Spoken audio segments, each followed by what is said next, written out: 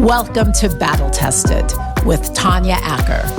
You heard in part one how Keyonna Monroe fell into a life of sex trafficking after being subjected to years of abuse as a child. Now, listen to how she not only changed her own life, but is helping other young women do the same.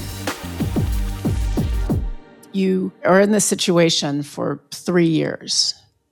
From 12 to 15. So during those 3 years, are you going to school and then being sent out on these transactions and then showing up at home at all hours of the night? Like, is that your, did you even still go to school? Were you pretending like you were going to school? Like, how did it work with your life? Because the fact that you, a child, are gone all of these hours and they're like, she's a straight A student. I'm sure she'll be back at some point. Just sort of speaks to the lack of emotional care that you had. So, like, were you going to school and then they'd send you out? Like, No. how were they managing your days? I mean, it wasn't every day, but when it was after school. And because I was in a chess club or I was a part of like the book club, I did a lot of after school activities. So my family was used to me staying out late or being a part of drill team.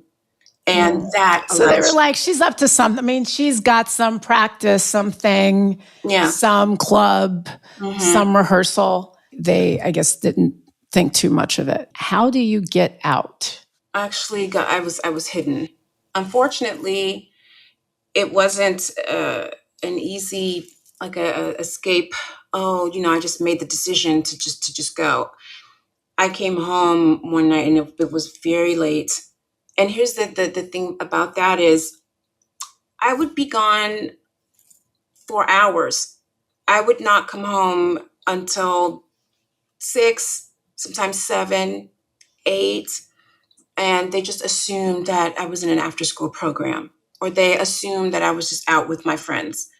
I can get on a bike and I could ride all the way up to USC and Exposition, the Coliseum, and come back. Like, no one was checking for me.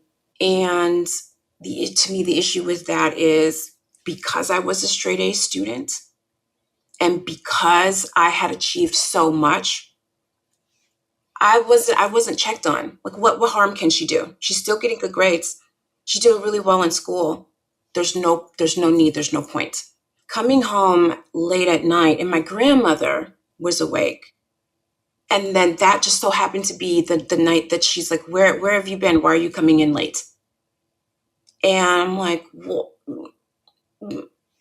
I was out. I was out with some of my friends. I actually got in trouble. And at that time, mentally, I felt like an adult. I felt like I was an adult. I was doing grown-up things. I had money. I had no reason to respect authority of like getting in trouble, right? Certain respect, but getting in trouble. But I ended up getting in trouble. And I got my butt whooped. And unfortunately, that caused bleeding. My grandmother thought the bleeding was because she took a belt to me. It was because I had come from a transaction. Hitting the area with the belt made it like 10 times worse, hence the bleeding through the clothing. And so she ended up calling my other grandmother because she didn't drive. She called my other grandmother who drove me to the hospital. And that's when we found out. The doctors had to tell my grandmother. And instead of me getting put into protective services, my grandmother said, I'll take her and she can come stay with me. Right now, she's with her other grandparents and her mom. I would rather take her into my own custody and keep her with me because I had to share at that point what happened. So telling doctors, telling nurses, and it's because they made me feel safe. And that's not an easy thing to do. And it's something that I work on educators, ER nurses, and doctors, language to use and how to make a child feel safe when adults are not, even though they're supposed to be safe. The adults are not always trustworthy and safe. So having the ability to create that space so that she could be forthcoming and transparent and tell you, she or he, because then that can save a life. So because they allowed me to be honest and just say, this is what happened, they told my grandmother. So now you, after this traumatic experience at the hospital, you're now living with your other grandmother. Mm-hmm. And how do you start to heal from all of this moving forward? You know, you go to grandma's house now. How are you feeling? What is because, you know, as you said before, Keyonna, what drove you to these interactions was a need for affirmation and validation and somebody to, you know, maybe take care of you one day. Now you're with grandma. How do you make the transition to what seems to have been a more normal kind of existence? Well, normal was not a part of my vocabulary, unfortunately. It was a whole new life and it was secretive. And I lived in fear of being caught. When I say being caught, is to be being found. By the traffickers? Yeah, By the traffickers? yeah. Even though my grandmother lived all the way on the other side of town, like she lived closer towards Westchester. I was checked out of the school that I was in and went to another school. And she cut my hair very, what do you call it, the pixie cut, the Tony Braxton, Halle Berry cut, and dyed it blonde so that I was unrecognizable. And I kind of lived with that. I couldn't tell anybody else. She wouldn't allow me to tell my aunt. I didn't tell my dad. Right? He was in and out regardless, but I didn't tell him. And I didn't tell him because I was really, really close to my dad and I was like a daddy's girl without like a consistent daddy.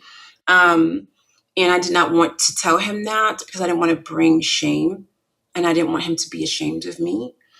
I did not want the ridicule. I just wanted to get out and be safe. And it's difficult because my grandmother and my aunt and my cousin all lived together. So we all lived together. My aunt had no idea. My cousin had no idea. But because they didn't know, there was no compassion for my mood swings or my behavior. They thought I was spicy. They thought I was fast. They thought I was promiscuous. I mean, I had some of my aunts on my mother's side think this is the same thing. That you're being promiscuous, you're hanging out with these girls, and like you're always around boys. So my aunt, my cousin thought the same thing, and getting picked on in that way, it's almost like there's no relief. I just thought about shame. I'm going to be an embarrassment. I'm going to be treated differently. I'm not going to be loved. I'm going to be damaged. I'm going to be looked at as damaged and broken. And so I created all of these labels to give myself, but I'm also used to hearing that from the trafficker. You're not going to be believed. Even the women, no one is going to care about you. This is your best way. I know you're smart and you're into the books and all that, but it's like no one really gets out of the ghetto, not in this situation. So this is what it is, and you can make a lot of money. So how do you shed that mindset so that it gets you to Spelman College and it gets you to a place where you're executive producing movies? How do you begin to shed that sense that the abuse and pain that other people inflicted on you is your fault or something that you should be ashamed of? How do you start to lose that? Time. I did a very little bit of counseling. And then I stopped because to me, the therapist was not safe and she was judgmental. And so I was like, yep, this won't work. And what I did was I didn't want to be identified by what happened to me.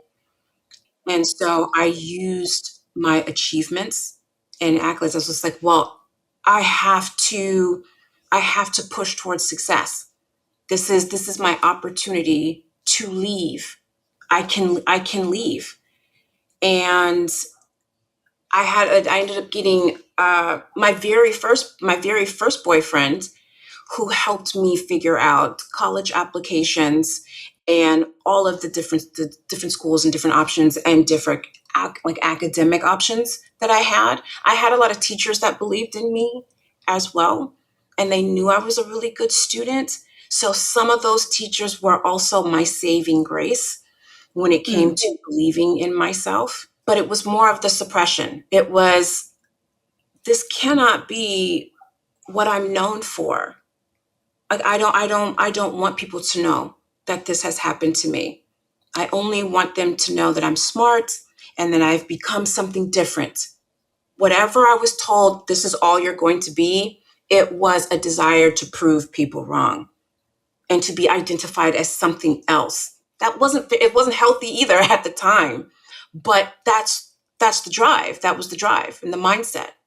And then at some point, these two pieces, the I'm only entitled to this, and then the I have to be everything but this, and kind of run away from the memory of this experience.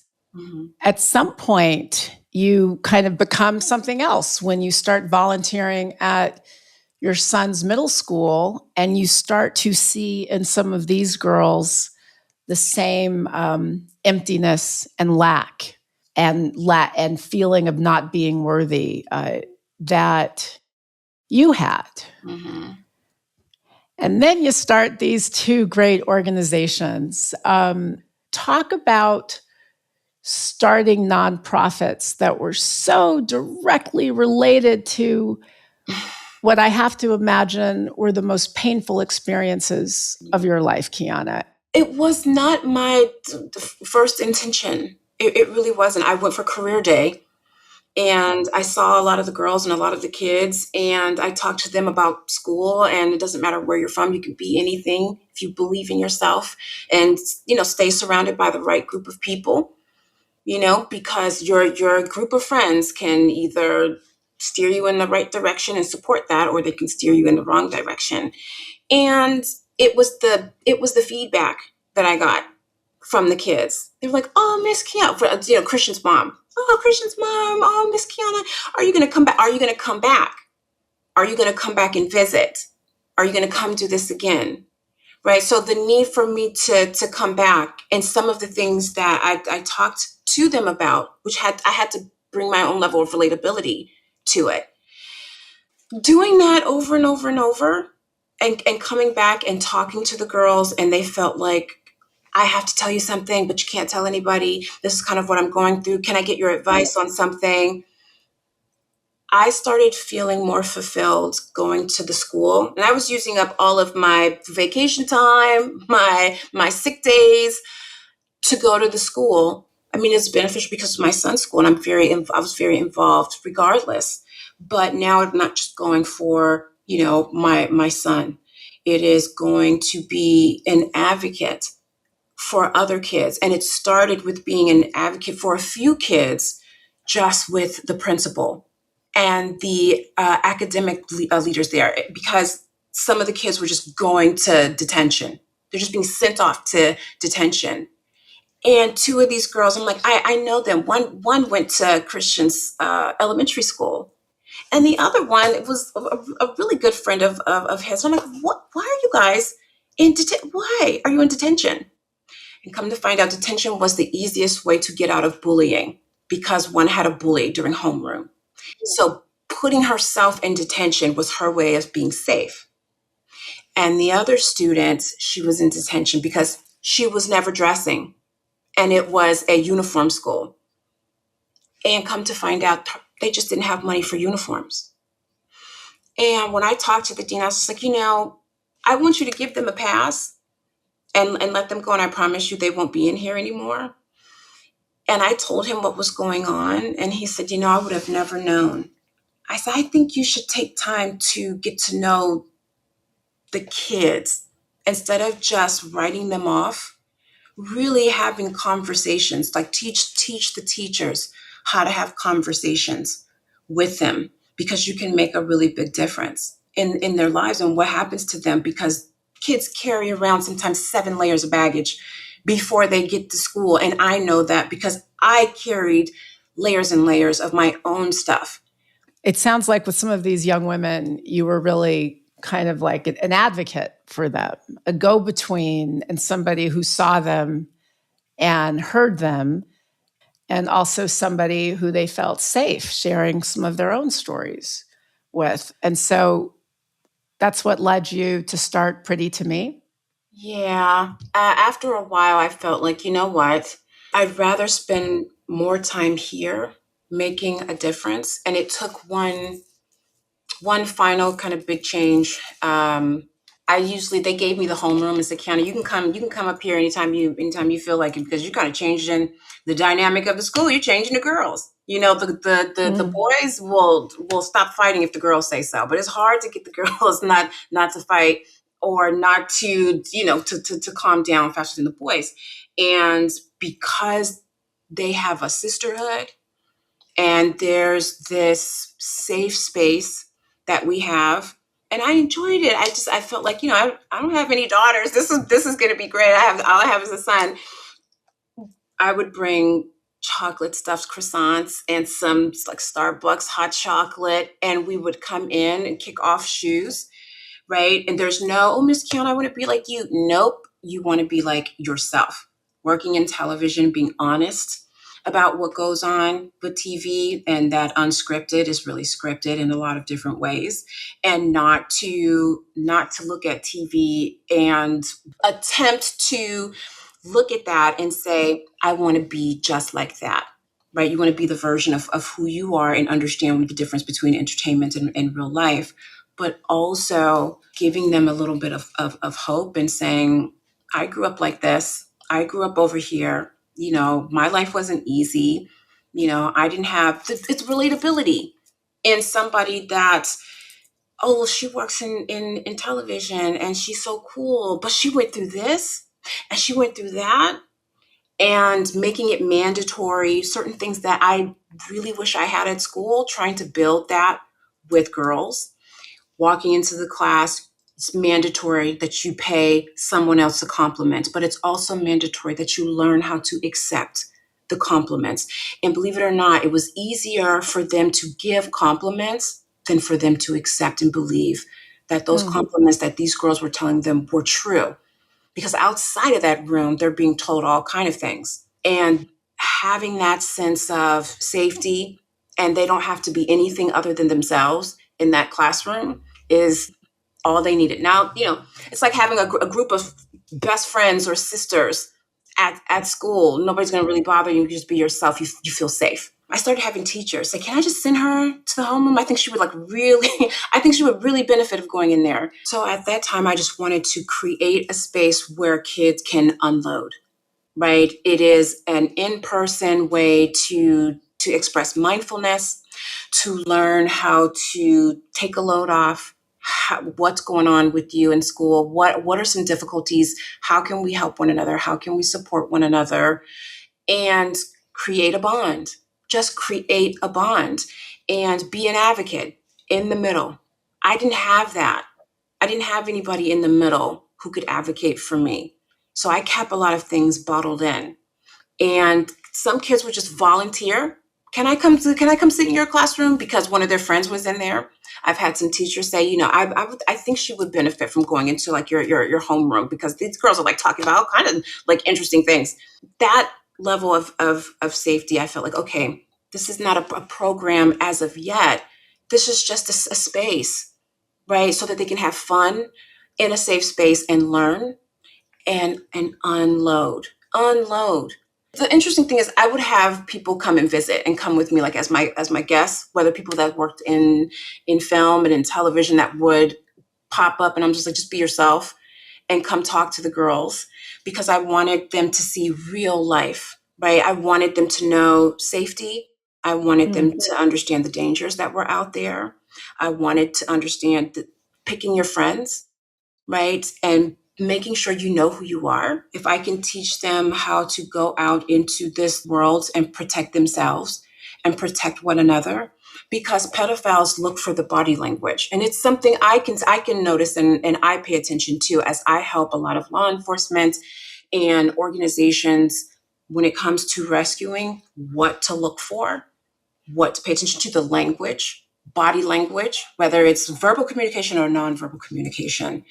It's within the safety, and the inability to offer that kind of compassion to kids as if they're just supposed to know is unfair. And I think it's really unfair to Black girls because they are sexualized all the time in the media.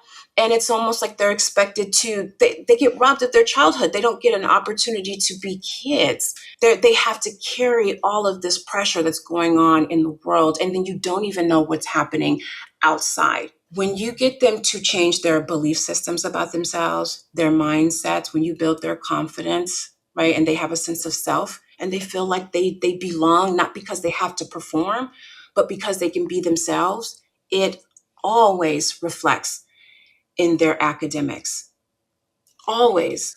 And what's so powerful, Keyonna, is that this work that just became, it started with you creating a safe space in your son's school for young girls, turned into these two incredible organizations where you teach young women how to love themselves, how to respect themselves, how to put themselves first, and how to know their own value and worth. You mentioned the signs. So, what are the signs? What are the things that people should look for if we're in public spaces, if we're at the pier, if we're at the airport, if we are at a healthcare facility? What are the things that people should notice or of which we should be aware when it comes to being mindful of women and girls who are in this situation? And I should say boys. I mean, young boys are being trafficked too. But right now, we're talking about you and your organization. I always say the girls who are constantly looking around as if they're looking for somebody, or if they're lost, being very jittery. It is the hunched shoulders. It feels like weight, right? Because it's a secret. Those are the things to pay attention to. Paying attention to eye movement it's something I would do. And it was almost like being out and saying, if somebody would just like, what's going on with your eyes? What's going, something that could get attention without punishment. So there has to be a subtle way to do that. But those are a couple of things that I pay attention to. It's the body language. It's the hunching over. It's the sulking. Always being alone, because most of the time those girls don't feel like they fit in anywhere, right? Or they don't want to fit in because they're above that, and they're doing all of these different things, not the things that the younger girls are doing, right? And fidgeting, always looking behind their shoulder or their back to see if somebody's watching them. It's living in fear. You are being watched because you are a product, and there is a price on you. And so it's not like it's a multi-million-billion-dollar industry. This is not like a bag of weed or some drugs that you can sell one time. Mm-hmm. The product is a person. You can sell them multiple times a day, every day. So knowing that, and the amount of threats, and it's subtle. It's not always harmful. It's manipulative. They weaponize the things that have happened to you. No one loves you. No one's going to care about you. No one's thinking about you. You're going to bring shame. You're a burden, but I can take care of you. I'll provide. I make sure. All of these little promises that they give. And most people are like, well, why are you talking to them about television? Because I don't want these girls to feel like their only sense of worth and value is what they see on TV, a bag, some shoes, things that require money, and they feel like, well, I have to, in order for me to have that, I'm going to have to deal with it. Like, how else am I going to get it? I mean, you just nailed it. We've created a culture where these young girls have defined their value entirely by stuff, the clothes they wear, the shoes they wear, the bags, the cars. And I'm not putting down nice stuff. I am not doing that. I like nice stuff. But what's happened, what you are giving to these young women is a sense that their value, it's not in the things, and it's not in whether or not some man will give them the things. And that seems like it's at the center of a lot of your work with Pretty to Me.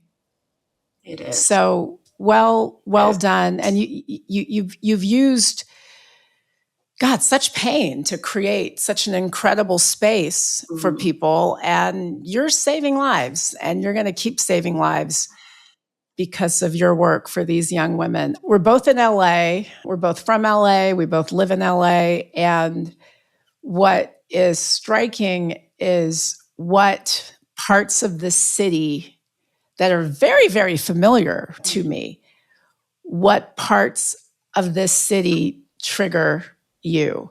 So, when you, like today, in your grown up, mature body, and you're doing all of this great work, you're a evolved woman now, right? You're no longer that little kid who was being trafficked by these monsters. You were telling me that you still have an emotional reaction to parts of this town that are triggering for you. Tell me about that. There's still sensitivities around it. People don't realize you can't erase your memory. You have to learn to live with what has happened to you.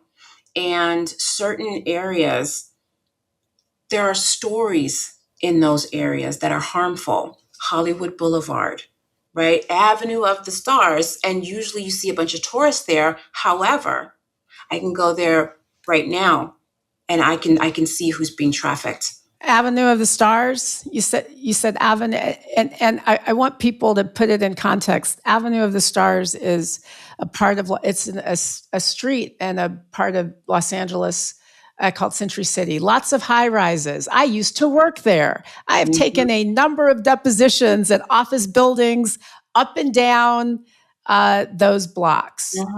And what you're telling me is that was also sort of one of these places where you and other girls were being sent.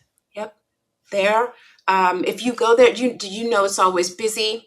There's always a lot of people there. So it makes it easy to have a transaction without people paying attention, because there's a mall, there's a movie theater, it's full of office buildings and high rises. Yes. Like there's a lot of ways that you can go unnoticed. Correct. Downtown LA as well. And so when you're driving through these communities in these streets, even today, can you tell, like, do you see the women who are being trafficked and abused? Yes. And I have to tell myself, I'm one person.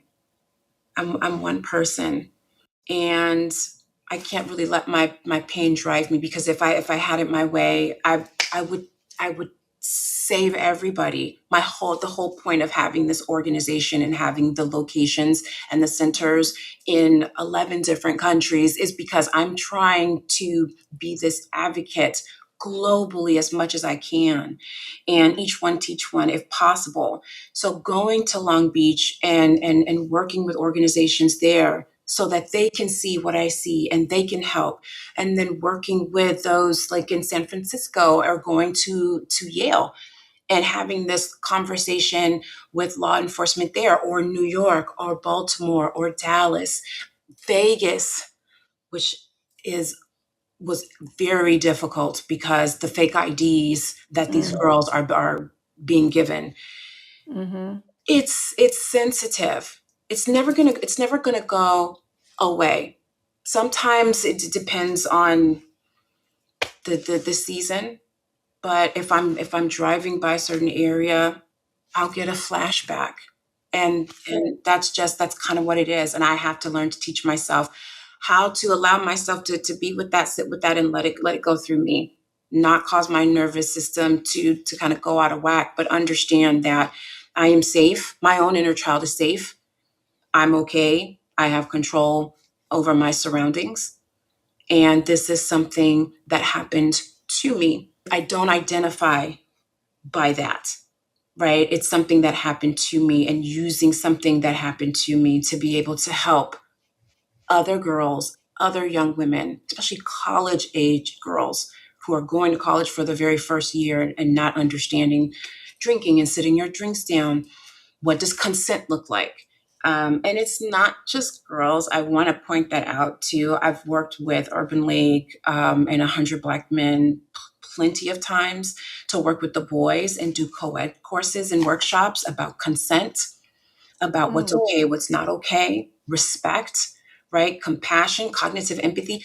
These are interpersonal relationship skills that students need to have. And if the adults at home don't teach it to them, then it's our responsibility, because children belong to us. They did not ask to be here, and it's our job to keep them safe and to protect them and to guide them to the best of our ability so that they can evolve into the person that they're supposed to be. We have to teach one another how to value one another, how to value ourselves, right? But how to value and take care of one another respectfully, with kindness, with empathy, with compassion, and with human decency. I think that planting those seeds will make a huge, huge difference. I really do think it will.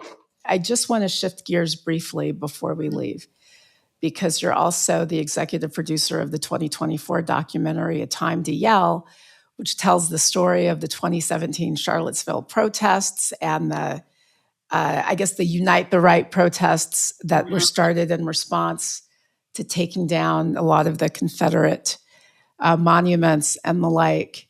It's so interesting that we're having this conversation on a day where there is such backlash to what was happening in that moment, right? Like, we are renaming things after, not we, but the current government is renaming things after the Confederacy. They are sort of normalizing the resistance. And I use that term really deliberately to sort of harken back to the Confederacy, sort of ennobling that moment in history. What does that feel like to you? And just tell us a little bit about the movie, and tell us sort of where you think we're sitting now historically. And before I let you answer, I'm going to finish my long question with this. I saw, I think it was Malcolm Gladwell who gave an interview, and he said that everything in America is about backlash, right? So we had this moment in time that you made a movie about where people said, hey, you know what? We're not down with the monuments to the American slave empire that was the Confederacy. And we can elect Barack Obama and look at that beautiful first family that comported themselves with honor and integrity, and were an example. And, we had that. And then we had, and I think are experiencing, a real clear backlash to that, because some folks didn't like that and they wanted to, I think, sort of minimize that story. Talk about your movie and talk about where you kind of see the conversation around what Americanism is right now. The beautiful thing about this film is that it's about the community. Everybody knows the story. They know about the Confederate flag. They know about the United Right. They know about the incident that happened, and the statue has gotten down, but no one has heard it from the community's point of view. They lived that. They still live there. And everything that led up to that, it took a lot of courage for them to come together and choose to do the right thing instead of turning a blind eye or turning the other cheek. And the interesting thing is that Wes did not get a yes immediately. I should be mindful of my just to be mindful of my own words, but it is the understanding of how much hate is rooted into the soil of this country, and people are trying to fight so that they are not washed out, instead of understanding that we are all kind of together in this, whether you choose to accept it or acknowledge it. The backlash is that you're trying to erase something that keeps coming back to the surface, like not wanting to have this woke word, right? In reality, it is we need to be awake. Most of the people who came together and chose to support West to bring this statue down is because they woke up. And it's not a negative word. It's putting something negative on progress. It's progressive to come together. It's progressive to change laws. It's progressive to be inclusive. It's progressive instead of being conservative and wanting to go back to the past. And what is that actually going to do for you? And it's almost like the sense of caste. If you know the caste system, what makes you feel like you are above certain people, to where they don't get to have the same rights as you, or they don't get to have that, they shouldn't have the same space with you, they shouldn't be allowed to have the same education with you. And why do you need a statue to remind you of the level of oppression your ancestors did? What does that do to you? And to have it taken down to bring that level of hate out, and then to have a community shut it down. That community is not going away. And so while there may have been some backlash to that moment, there will be backlash to the backlash, because I don't think that this community that you're talking about is just going to sit back and let Confederate advocates run roughshod over them. We've come too far. We've fought too hard. Our ancestors bled and died for too much. So it's not going to go down that way again. It's not going to be like it used to be. Now, we ain't free until we all free at this point. And that community is just a small piece of all the many communities that are out there that don't get to speak, but they do fight. Because whatever television has shared and how they told that story is not the same of how the community sees that, and what they still live through on a day-to-day basis, not being able to go to those parks, not being able to go to the library over there, not being able to go in certain areas. That's somebody's real life. These are real life experiences. They lost someone who was very close to them, lost other people that they love against a level of hate that was told in the media that they're all good people who did it. And I think sometimes we get overcrowded with the voices that have the platform, that we don't give enough access to the voices who really do the work, the day in, the day out, who live with it, who have to live through it. Because you can say they're fine people, but these people have to go to the grocery store. They still have to take their kids to school, right? What does that look like on a day-to-day basis, even after it was taken down, right? There's pieces and pockets of that all over this country. And my hope is that it will inspire people to understand it's not going to be comfortable. It's not going to be easy. And you can stand next to the enemy and still fight and win. You have to be able to do it together.